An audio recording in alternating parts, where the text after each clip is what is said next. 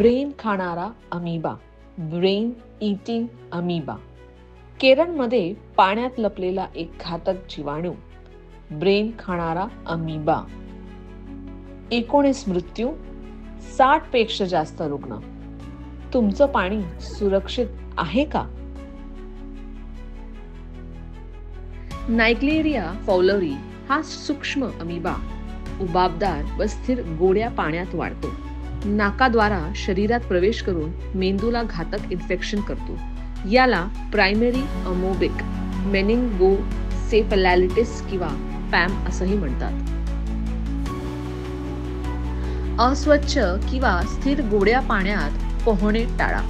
नाकात पाणी जाऊ नये म्हणून नो स्लिप्स वापरा. अंघोळीसाठी, नाक धुण्यासाठी उकळलेले शुद्ध पाणीच वापरा.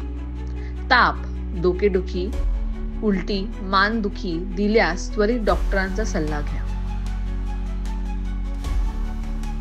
डॉक्टर आता लवकरात लवकर चाचण्या सुरू करून औषधे देत आहेत. यामुळे मृत्यूदर कमी करण्याचा प्रयत्नही सुरू आहे. त्यामुळे काही रुग्ण वाचलेली सुद्धा आहेत. आणि जागृत राहा, स्वच्छता पाळा आणि स्वतःचे व कुटुंबाचे आरोग्य सुरक्षित ठेवा. अशा महत्त्वाच्या अपडेटसाठी बोल महाराष्ट्र बोल या YouTube चॅनलला सबस्क्राईब करा.